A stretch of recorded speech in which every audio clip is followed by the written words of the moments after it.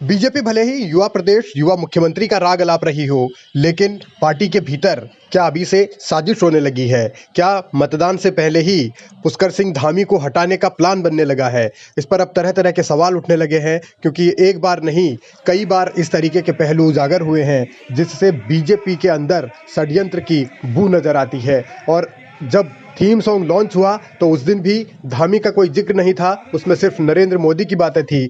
और अब त्रिवेंद्र सिंह रावत ने मदन कौशिक को मुख्यमंत्री बनाए जाने की एक राह बताई है, एक रास्ता बताया है। और त्रिवेंद्र रावत के इस बयान के कई मायने निकाले जा रहे हैं। सियासी तौर पर बीजेपी के अंदर की असली गुटबाजी का अब खुलासा होने लगा है। अगर गड़बड़ हुई प्रदेश में प्रदेश में तो लोग कहेंगे कि मदन कौशिक अध्यक्ष था।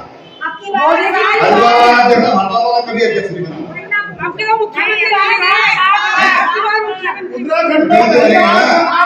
ये बताओ मुख्यमंत्री तब बनेंगे 60 साल में।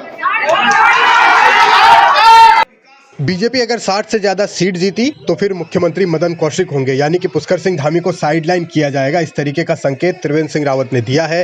लेकिन इसके मायने बहुत अहम है, क्योंकि जब त्रिवेंद्र रावत मुख्यमंत्री थे तब सरकार में नंबर 2 मदन कौशिक ही थे। मदन कौशिक उस दरमियान त्रिवेंद्र रावत के राइट हैंड हुआ करते थे, तमाम फैसलों में उनकी छाप दिखती थी। लेकिन अब क्योंकि त्रिवेंद्र रावत मुख्यमंत्री नहीं है, मदन कौशिक प्रदेश अध्यक्ष जरूर है, लिहाजा त्रिवेंद्र रावत को ये लग रहा है कि क्या मदन कौशिक मुख्यमंत्री बन सकते हैं। तो इसे खुले तौर पर धामी के खिलाफ एक गुट की साजिश माना जा रहा है। अब इस साजिश में सफलता कितनी मिलेगी और चुनाव के दरमियान इसका कितना असर होगा, इसको लेकर तरह तरह की चर्चाएं हैं। से कहना चाहता हूँ, देखिए क्या होता है कि बार बार चेहरा देते लोग, बार बार चेहरा देते, कई लोग उठ जाते हैं।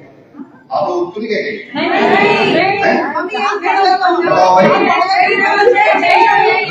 ठीक है, हमारा ठीक है।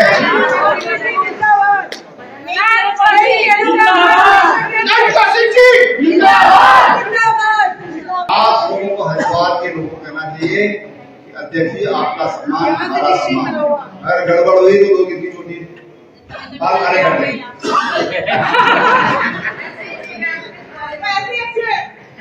नहीं। अगर गड़बड़ हुई प्रदेश में प्रदेश में तो लोग कहेंगे कि मदन कौशिक अध्यक्ष था। कभी अध्यक्ष नहीं बना।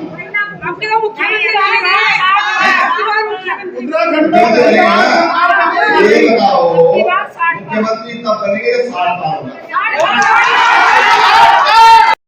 त्रिवेंद्र रावत को चुनाव न लड़वाकर बीजेपी उन्हें मुख्यमंत्री पद की रेस से पहले ही बाहर कर चुकी है। और वैसे भी जब त्रिवेंद्र रावत को मुख्यमंत्री पद से हटाया गया, पहले तीरथ फिर धामी को लाया गया, तो दोनों ने ही त्रिवेंद्र के कई फैसले बदले, जिसकी टीस त्रिवेंद्र के मन में जरूर होगी। और ये माना जा रहा है कि बीजेपी का एक ग्रुप इस वक्त ऐसा एक्टिव है जो ये चाहता है कि धामी को यहीं रोक लिया जाए, क्योंकि धामी अभी युवा है और वो इस बार भी मुख्यमंत्री बन गए तो वो बहुत लंबा चले जाएंगे और फिर ऐसे कई नेताओं का करियर चौपट हो जाएगा जो मुख्यमंत्री बनने का सपना देख रहे हैं। इसीलिए बीजेपी के अंदर साजिश वाली सियासत चल रही है और इस सियासत से बीजेपी बाहर कैसे निकलेगी, इसको लेकर अब सस्पेंस ज्यादा गहरा गया है।